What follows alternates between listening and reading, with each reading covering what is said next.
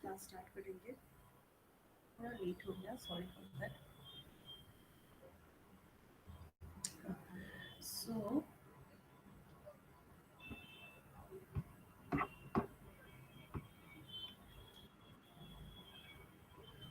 देखिए, हमने parts of speech में क्या क्या चीज़ स्टार्ट किया था।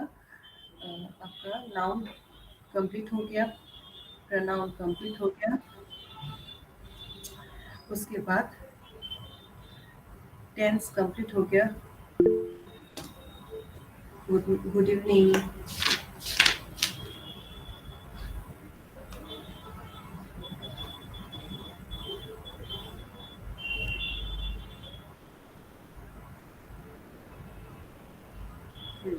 आज बाकी है आर्टिकल्स।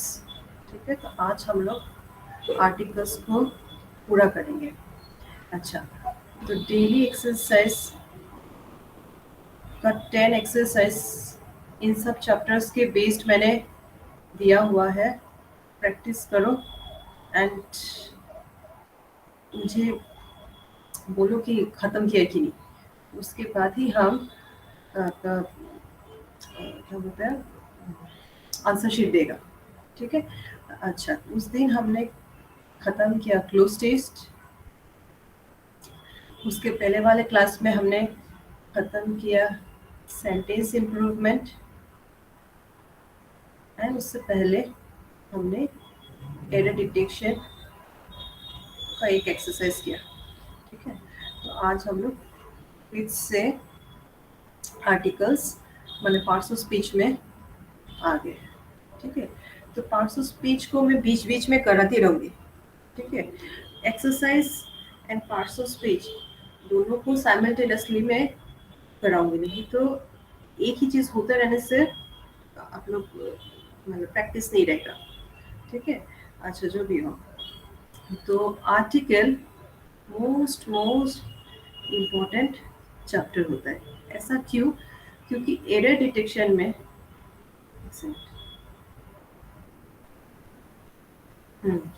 एरर डिटेक्शन में क्या होता है ना, सारे चैप्टर्स का रूल मोटा मोटी जानने से झट से पकड़ में आ जाता है। ये एक ऐसा सेंसिटिव चैप्टर है जो संभव ही नहीं होता है पकड़ने में।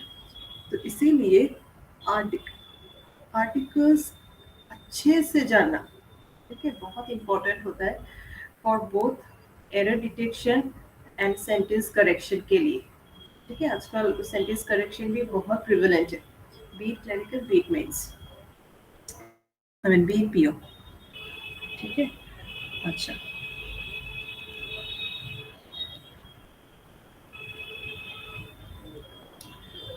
ओके, सो आर्टिकल्स हमारे भाषा में बोले तो इंग्लिश में 3 आर्टिकल्स हैं। व्हाट आर दे?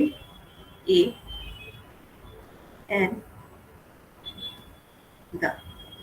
अब इन 3 जन का अपना अपना रूल्स एंड रेगुलेशंस है। इसको जिसने दिमाग में घुसा लिया, इंग्लिश का एरर डिटेक्शन वहीं पे ही उसका 40% जैसा हो गया, क्योंकि आर्टिकल सबसे कंफ्यूजिंग चीज होती है। ठीक है, क्यों? आप जब रूल्स पढ़ोगे ना तब पता चलेगा। बचपन में तो हम लोग ए एंड दा को सिंपल चीजों में ही जाना थे, मतलब यूज करते थे। बोले तो ए फॉर कॉन्सोनेंट्स, ये तो बच्चों वाला है, सबको ही पता है। एन फॉर वाइल्स, है कि नहीं? And it has to be single item both, right? And common noun होना चाहिए, कॉमन नाउन होना चाहिए। इतना हमको सबको पता है कि नहीं? अच्छा, आज मैं कोई स्लाइड पे रूल नहीं समझाऊंगी। मैं मैथ्स जैसे समझाते हैं वैसे लिख लिख के समझाऊंगी। फिर क्लास खत्म होने के बाद मैं रिवीजन पीडीएफ दे दूंगी। ठीक है, क्योंकि सिर्फ रूल्स देखते रहने से भूल जाओगे। ठीक है, तो सुनने से वो चीज़ हमेशा के लिए याद रहेगी।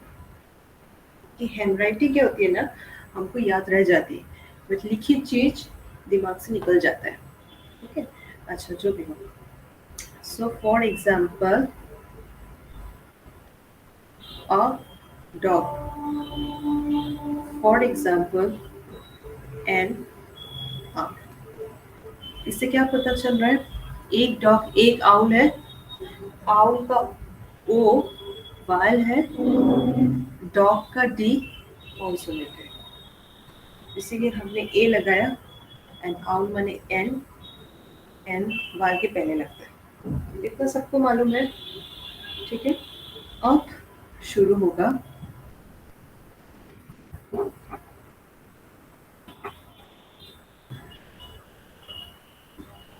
Advance rules. ओके, अब बोलो तो किसको क्या क्या मालूम है आर्टिकल्स के बारे में, जो मैंने बोला उसके बाहर।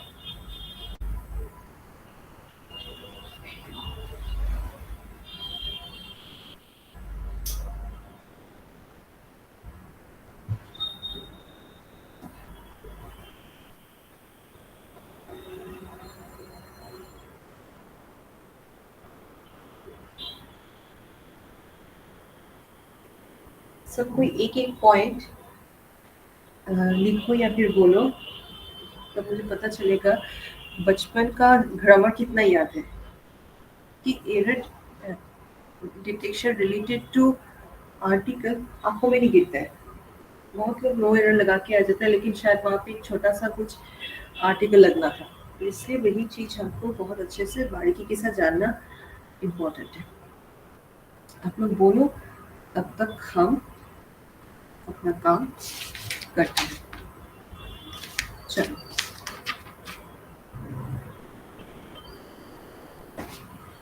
पेन पेपर लेके रेडी हो जाओ। ठीक है, देखो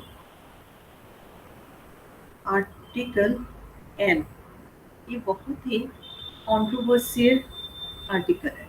क्यों? हमको मालूम है रूल नंबर वन, एन जो है वो हमेशा वाल से पहले बैठती है। ये था rule number one. Rule number two is an while pronouncing words के आगे बैठती है हमेशा। फॉर एग्जाम्पल प्लीज लिख लो आवर। देखो, हमारे इंग्लिश लैंग्वेज में ऐसे कुछ वर्ड्स हैं जो एच से स्टार्ट होती है, लेकिन प्रोनाउंस करते वक्त हम उनको हावर नहीं बोलते, हम एच को साइलेंट रखते हैं। तो आवर माने ओ से साउंड एक वर्ड है। ठीक है, फिर आयर, ठीक है, माने उत्तराधिकार। ऑनरेबल, ये लिख के रखो, वेरी वेरी इंपॉर्टेंट। यही पे हम लोग मिस्टेक करते हैं। फिर आपका आ जाएगा ऑनेस्ट। ऑनेस्ट कभी नहीं बोलते, एज हम लोग का साइलेंट होती है। यदियो ये वर्ड कॉन्सोनेंट से स्टार्ट होती है, बट सुनने में जेहेतु ओ है, इसलिए हम लोग एन लगाते हैं। ओके, फिर आवरली,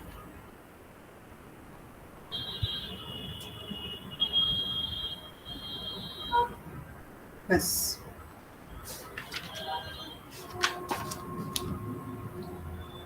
अच्छा, कुछ ऐसे एब्रिविएशंस है जो स्टार्टिंग सुनने में ए लगता है।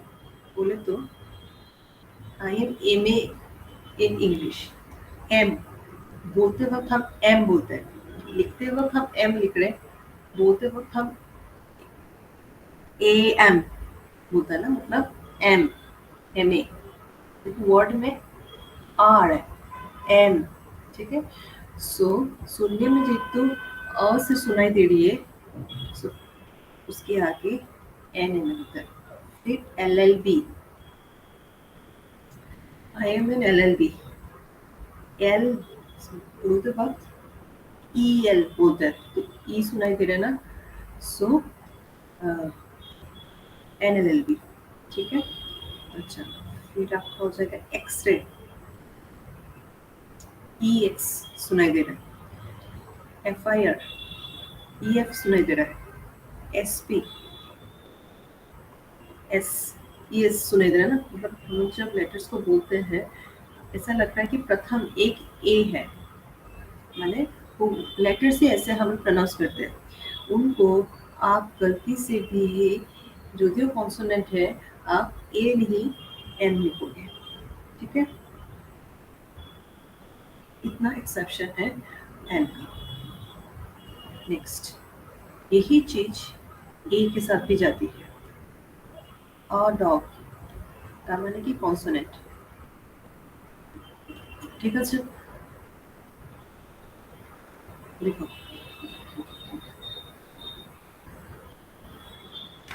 अब ऐसे कुछ वायल्स है, ऐसे कुछ वायल्स है जिनको सुनने में वाई लगता है, जैसे यूनिवर्सिटी, फिर यूनिक। ठीक है, जहाँ पे यूनिवर्सिटी, यूनिवर्सिटी हम लोग नहीं बोल रहे, नहीं बोलते यूनिवर्सिटी, हम लोग नहीं बोलते, हम लोग क्या बोलते हैं, यूनिवर्सिटी। यू तो सुनने में वाई यू लगता है। ठीक है ना, तो जो चीज यू, ये वाला प्रोनाउंसिएशन जहाँ जहाँ आएगा, जो भी वो मोबाइल है तो उसके आगे ए लगेगा। ठीक है, फिर यूरोपियन, अ यूरोपियन की यूरो, यूरो, यूरो मुंह में वाई लगता है। समझ रहे ना मैं क्या बोलना चाह रही हूँ। सो अ यूरोपियन, अ यूरोप। ठीक है, फिर कुछ ऐसे और शब्द है जिनको सुनने में डब्ल्यू लगता है, जैसे one,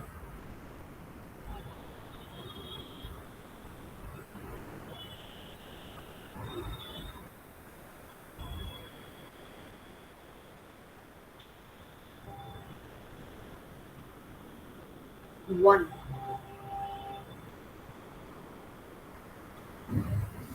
1 rupee coin. On rupee coin नहीं बोलते हम लोग, वन बोलते, वन, वन। सो सुनने में डब्ल्यू लगता है। सो वो आपको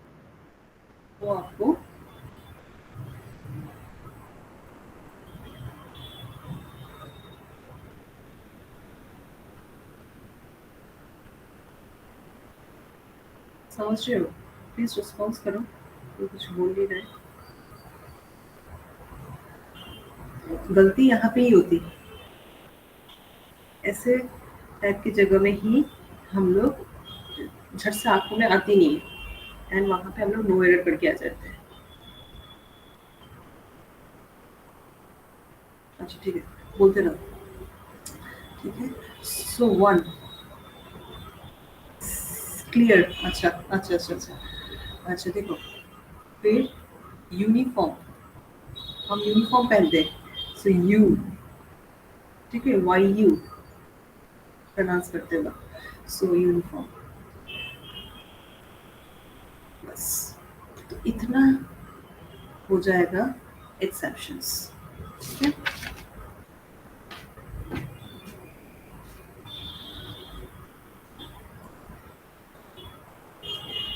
सो ये था हम लोग का रूल नंबर 1। ठीक है, काफी लंबा रूल था।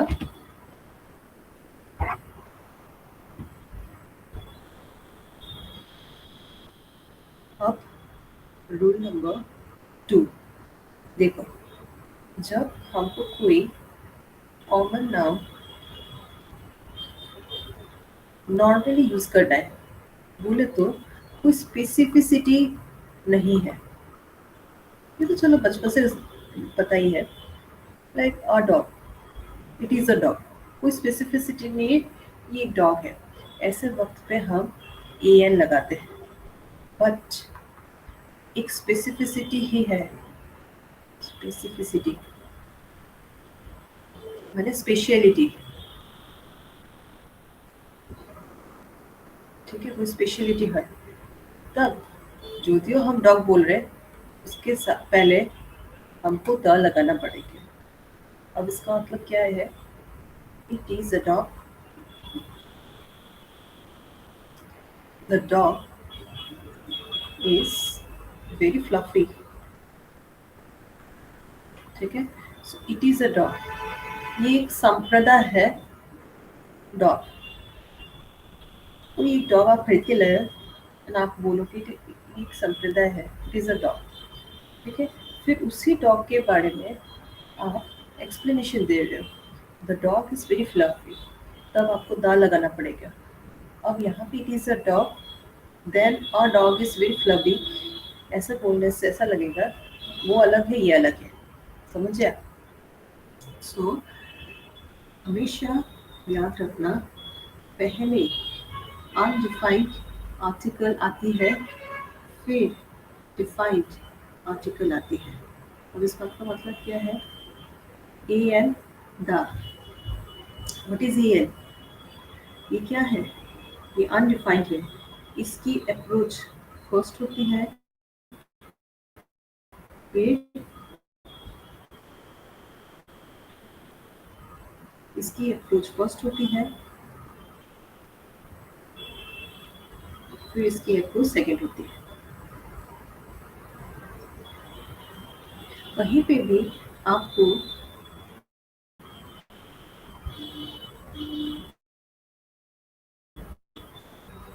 ये ये आगे दिखा।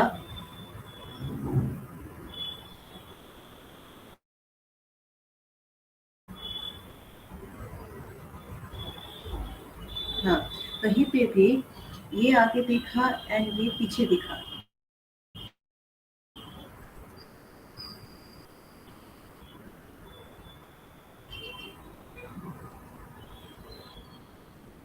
तो वहीं पे एरर है।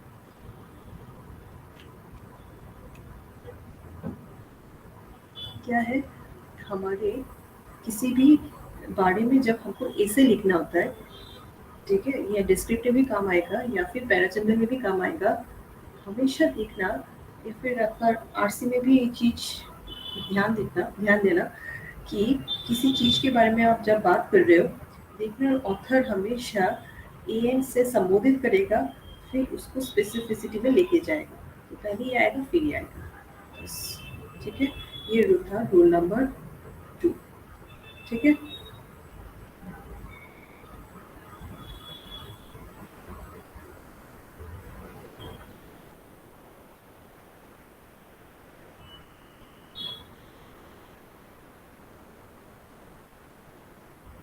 ठीक है, अच्छा, फिर रूल नंबर 3, आपको किसी यूनिट को समझाना है। बोले तो आई वॉट, एंड हाँ, उस यूनिट को एक समझाना है। एडवांस इंग्लिश में आपको एक समझाना है। तो आपने सपोज बोला I bought 1 dozen Apple, 1 dozen apples. ये सुनने में अच्छा नहीं लगता। आप ऐसे जगह पे अ डज़न एप्पल लिख सकते हो। कारण लिखिए एक यूनिट। ठीक है, उसके आगे आपको वन समझाना है, वो हो जाएगा आपका ए। ठीक है, किसी चीज को वन समझाना है तो वो हो जाएगा आपका क्या बोलते हैं, यूनिट के पहले।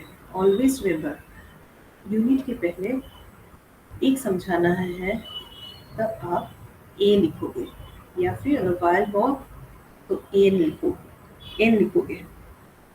प्लीज बोलो तो समझ में आ रहा है कि नहीं?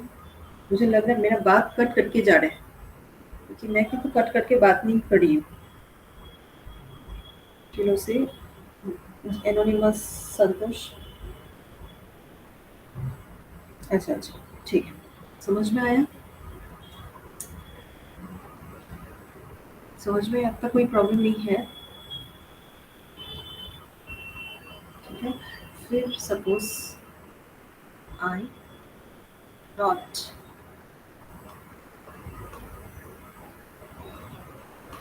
1 किलो राइस, ये सुनने में अच्छा नहीं लगता है, आप लिखोगे 1 किलो राइस। ठीक है, ये तो पता ही चलता है, 1 की जगह या फिर एन यूज करना है to make sure it's a single unit. ठीक है, चलो ठीक है।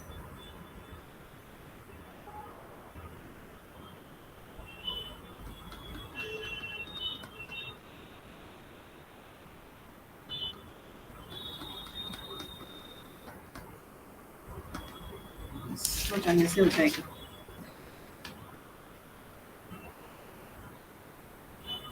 चलो, अब बहुत इम्पोर्टेंट एक चीज है, ये जिसको नहीं पता he will be in the biggest trouble, क्योंकि यही क्वेश्चन में आती है।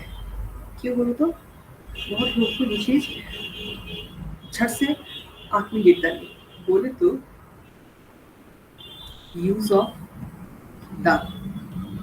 अब हमको लगता है कि ना द मतलब तो नॉर्मल अरो कहीं पे भी बिठा दिया, नहीं, द का कुछ स्पेसिफिसिटी है। बोले तो द हमेशा कहाँ बैठेगा, बोलो तो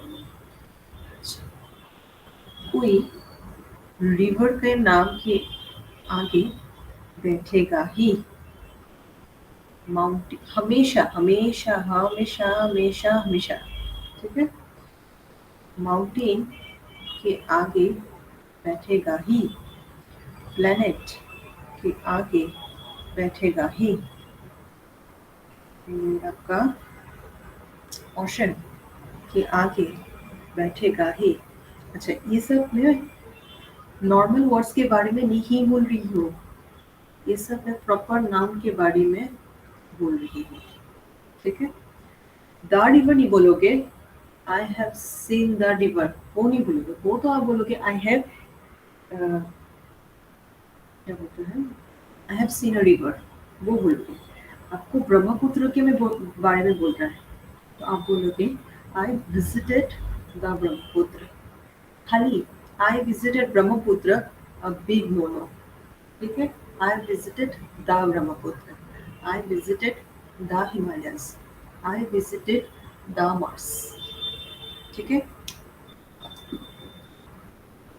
आई went for aarti near the bank of the Ganges. ठीक है, मैं लिखा दे रही हूँ, फिर रिनाउंड न्यूज़पेपर के आगे, रिनाउंड ट्रेन्स के आगे, द शताब्दी, द राजधानी।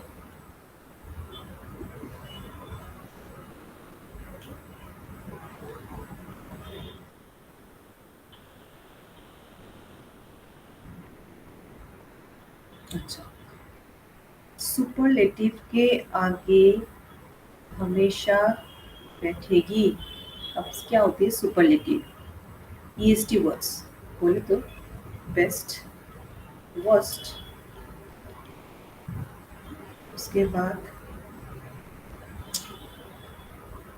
Tallest, etcetera etcetera, always. ठीक है, Ram is the tallest boy. अगर कोई बोले Ram is tallest boy, big no no, Ram is the tallest boy in the class. समझ आई? ब्यूटीफुल बोले तो ना, ब्यूटीफुल, अच्छा, ब्यूटीफुल एक ऐसी वर्ड है उसकी सुपरलेटिव फॉर्मेट नहीं होती है। ऐसे वक्त आप क्या बोलोगे, Sita is the most beautiful girl. ठीक है, बस ये याद रखना। अच्छा, उसके बाद group of island, group of states, जैसे कि भारत ग्रुप ऑफ स्टेट्स नहीं है, हम कभी नहीं बोल सकते द इंडिया। क्यों बोलो तो कॉन्स्टिट्यूशन में बोला गया है इंडिया इज वन नेशन, ठीक है। किंतु यूएसए, यूके, नेदरलैंड, ये तीन कंट्री ऐसा है जिनके अंदर बहुत सारे स्टेट्स हैं एंड अपना अपना स्टेट्स का डाइवर्सिटी है, ठीक है। ऐसे टाइप के कंट्री के सामने आपको दा लिखना है, सब कंट्री नहीं। अब दा पाकिस्तान आप नहीं बोल सकते हो, वहाँ पे कोई स्टेट नहीं है। सिर्फ जो ग्रुप ऑफ स्टेट्स होती हैं जहाँ पे डाइवर्सिटी है एंड वो अपने आप एक देश बन जाता है, माने यूनाइटेड रिलेटेड जो वर्ड्स है उसमें हमेशा दा लगता है। फिर डेजर्ट्स,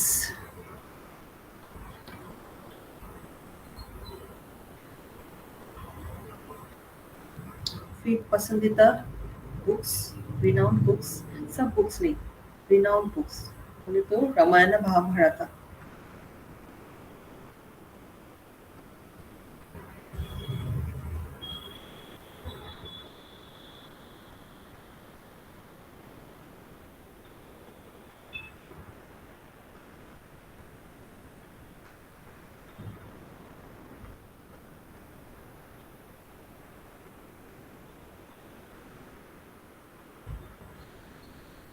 रिनाउंड होटल्स, बस इतना याद रखने से हो जाएगा, ठीक है।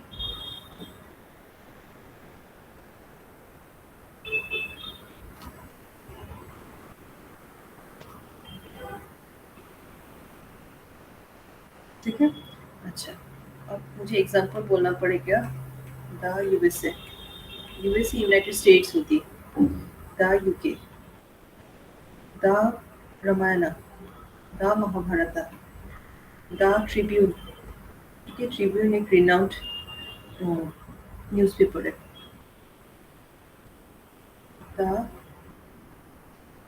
हिमालयस, ठीक है, ऐसा। ऑलराइट, सुनो, अब ये एक्सेप्शन एक है, ये आया हुआ है। एवरेस्ट के आगे द नहीं बैठता है एंड अरावली के अरावली के आगे दा नहीं बैठता है। अपार्ट फ्रॉम दैट सारे माउंटेन्स के आगे दा बैठता है, ये याद रखना, ठीक है। इतनी छोटी छोटी चीजें कोई नहीं बताएगा, तो इसको ध्यान रखना, ठीक है। एक बार सुन लिया बस, दिमाग में रह जाना चाहिए, बार बार रिविजन का कुछ नहीं जरूरत है। अच्छा, जो भी हो,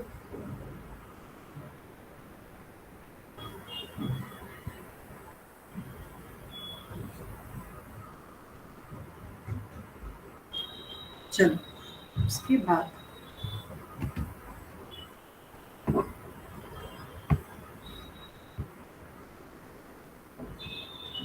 रूल नंबर 5,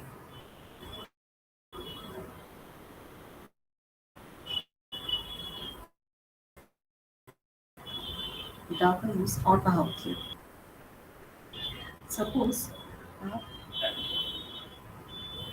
डॉग के ग्रुप के बारे में बात करना चाह रहे हो, लेकिन सेंटेंस को आप स्टैंडर्ड रखना चाहते हो। सो ग्रुप के केस में आप सिंगल डॉग रख के द डॉग बोल सकते हो। So the dog is a good animal, मैंने डॉग्स अ गुड एनिमल, ये चीज कर सकते हो, ठीक है।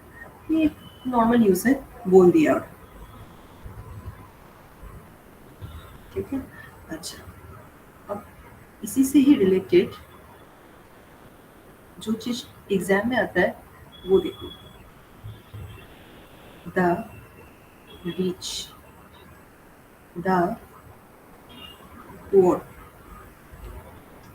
द ओल्ड, ये तीन जन एक्सेप्शन है।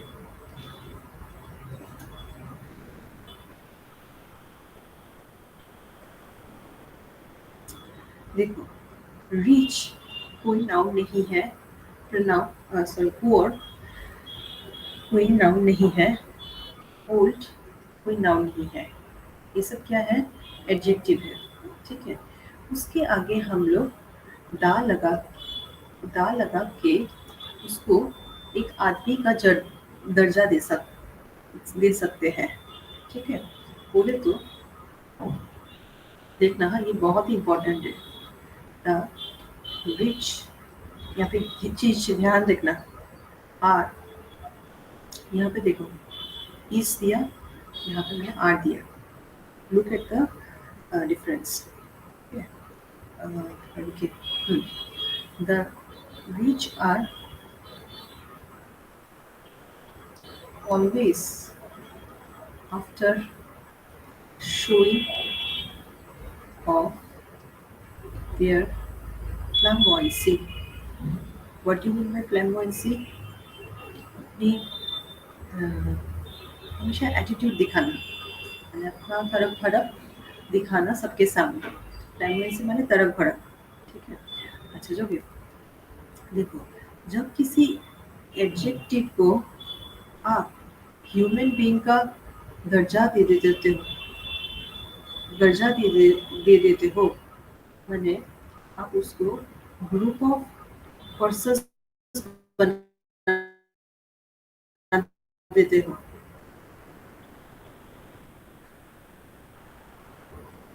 ग्रुप ऑफ पर्सन्स बना देते हो।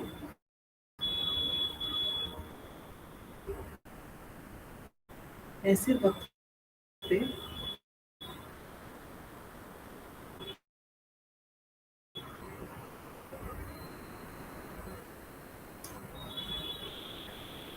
आपको एडजेक्टिव के आगे दा लगाना है,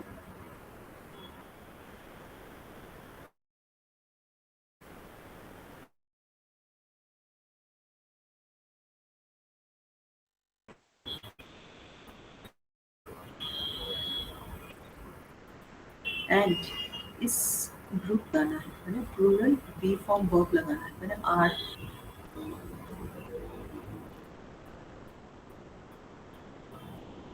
आई think I have to repeat. देखो, द रिच बन गया adjective group of persons, right. उसके आगे आपको दा लगाना है, एंड यहाँ पे जो फॉर्म ऑफ वर्ब होगी वो हमेशा प्लूरल होगी, मैंने आर होगी या फिर वेयर होगी। ठीक है, always. So the rich are, the poor are, the old are, बस ये तीन ही यूज होता है हमारे इंग्लिश में। ठीक है, वेरी वेरी इंपॉर्टेंट। क्योंकि जहाँ भी द रिच इज ऐसा कोई सेंटेंस रहे, वो आपका एरर है। चलो,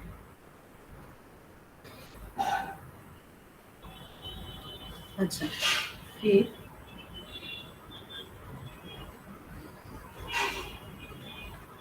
द हमेशा इंस्ट्रूमेंट्स के आगे भी लगाया जाता है।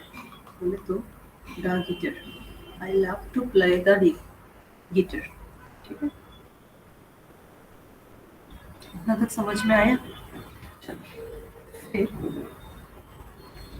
अभी जो आएगा वो इम्पोर्टेंट है। बोले तो किसी प्रॉपर किसी प्रॉपर नाउन को, ठीक है, आपको एडजेक्टिव बनाना है, तब भी आप उस पे दा लगा के उसको संबोधन कर सकते हो। बोले तो गांधी कैसा है? He is a kind person. ठीक है ना, गांधी कैसा आदमी है? वो काइंड पर्सन है। तो इस नाम को मैं अगर एडजेक्टिव बना दूं, बोले तो राम इज द, ध्यान रखना, Gandhi of our class,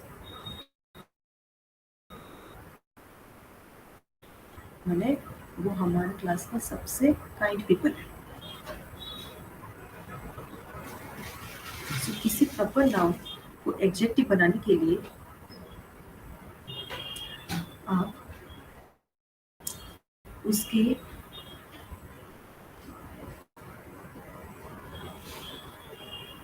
knowledge को या फिर इस आदमी के इस आदमी के क्वालिटी को अगर आपको एडजेक्टिव बनाना है तो इस आदमी का नाम देख के आगे में दा लगा दो।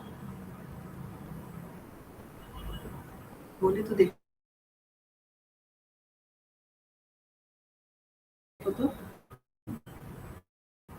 फॉर एग्जाम्पल बोलो कि ये सेंटेंस करेक्ट है क्या? यहाँ पे शेक्सपियर आदमी का नाम नहीं है, उसकी क्वालिटी को एडजेक्टिव बनाया गया है।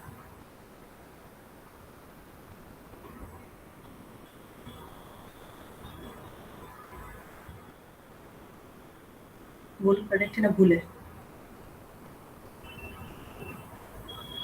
मैंने करेक्ट है ना?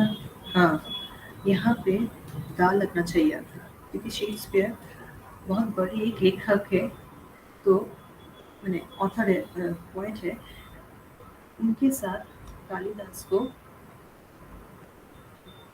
कनेक्ट करा दिया। ठीक है, क्योंकि कालिदास भी एक पोएट है, ये भी एक पोएट है, सबसे रिनाउंड सबसे रिनाउंड। ठीक है, और नेक्स्ट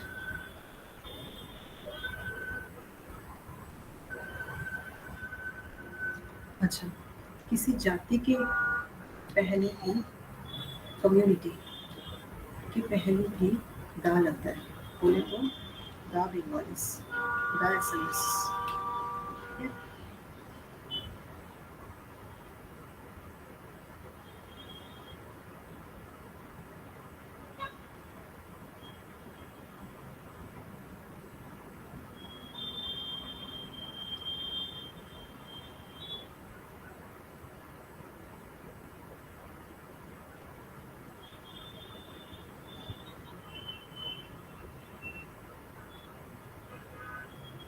अच्छा, ये इम्पोर्टेंट है, इतना हम लोग कभी ध्यान नहीं देते हैं। देखो, सेम, होल, ये दो ऐसे वर्ड है, इनके आगे हमेशा दा लगता है। बोले तो the whole class is out, the same boy has come today. ठीक है, सो होल एंड सेम के आगे दा लगता है ऑलवेज।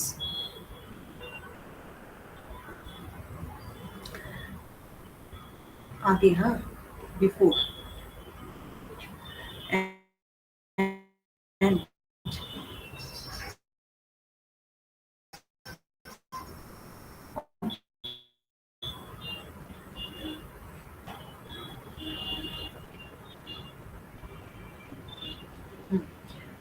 ऑन एंड बोथ के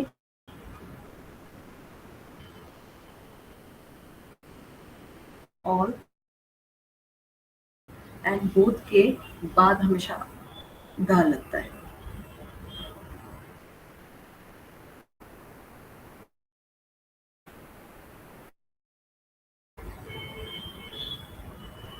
बोले तो all the students are absent,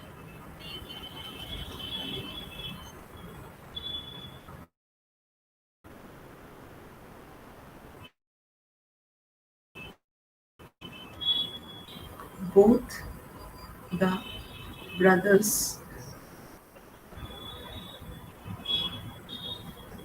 ठीक है, तो ऑल एंड बोथ वाला इतना प्रिविलेंट नहीं है, बट सेम एंड होल के आगे हमेशा दा लगता है। ठीक है, याद रहेगा।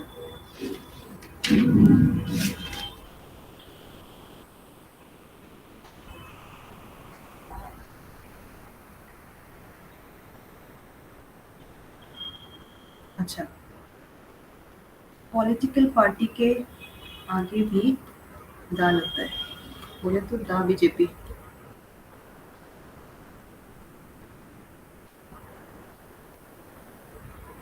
The British empire.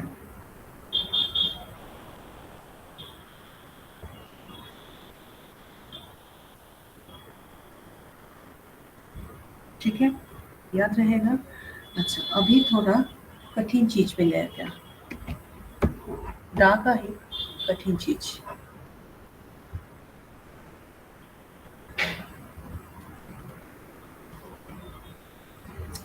देखो, वेरी वेरी इंपॉर्टेंट।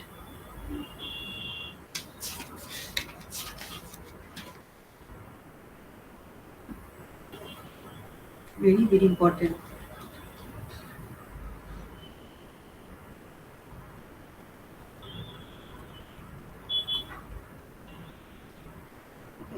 अच्छा, what do you mean by nationality? Chinese, Indians, फिर आपका जापानीज, एशियंस, सो सो। ठीक है, दीज आर द नेशनलिटी। ठीक है, अगर सपोज आपको एक समूह, एक संप्रदाय को देश के नाम से बोलना है, ऐसे वक्त पे आप आराम से द चाइनीज बोल सकते हो, जिसमें the last word ends with EAC. अब हम लोगों को इंडियनिस नहीं बुलाया जाता है, हम लोगों को इंडियंस बोला जाता है।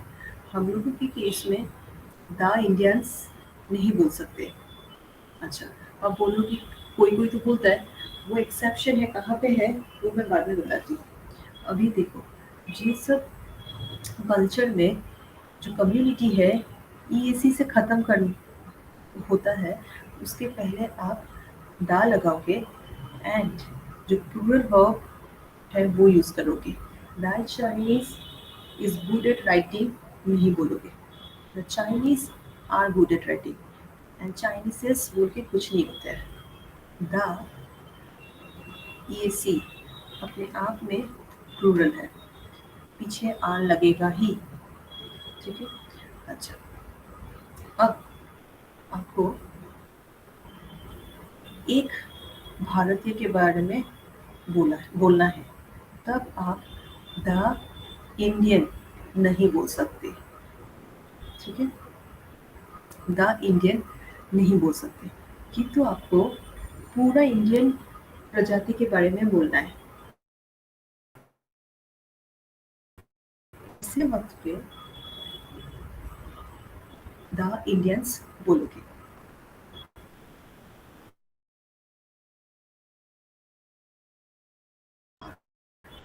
इस केस में क्या बोलोगे, एन इंडियन, बस।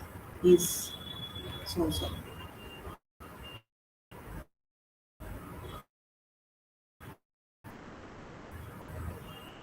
So, Indian, the Indians, the चल होता है, इनका सिंगुलर ये है एंड इनका प्लूरल द इंडियंस होती है।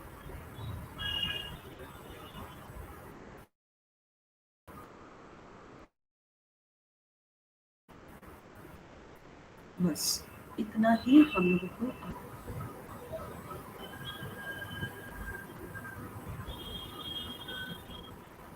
आर्टिकल के यूज के बारे में जानना है।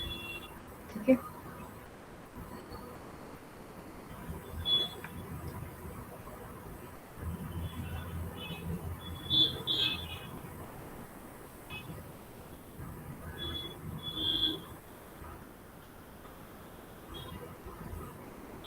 ठीक है, इसके बाहर use of A and the का कुछ नहीं है। अब हम लोग कल के क्लास में कहाँ कहाँ गलती से भी आर्टिकल यूज नहीं करना है वो सीखेंगे। क्लास कल नया चैप्टर स्टार्ट करेंगे, वर्क। ऑलराइट, अब बोलो किसी को कुछ प्रॉब्लम है कि नहीं। ग्रामर थोड़ा फास्ट फास्ट जाएंगे हम लोग। देन सैटरडे हम लोग एक्सरसाइज करेंगे क्योंकि एरर डिटेक्शन फिर से स्टार्ट करना होगा। अच्छा, संतोष को सब क्लियर है। चिलूसी बोलो तो। अच्छा, एनोनिमस।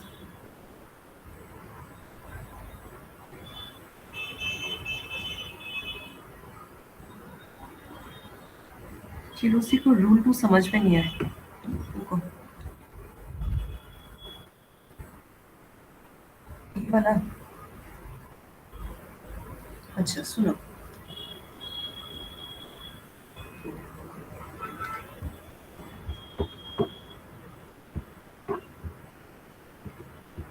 देखो जब हम लोग पैराग्राफ लिखते हैं ना किसी चीज के बारे में, ठीक है, और monument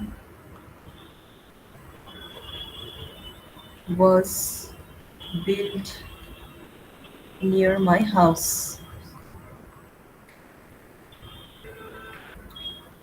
ठीक है, तो हम क्या बोलेंगे, वो पर्टिकुलर मॉन्यूमेंट, माने कोई एक मॉन्यूमेंट। फिर आपको कंटिन्यूअसली,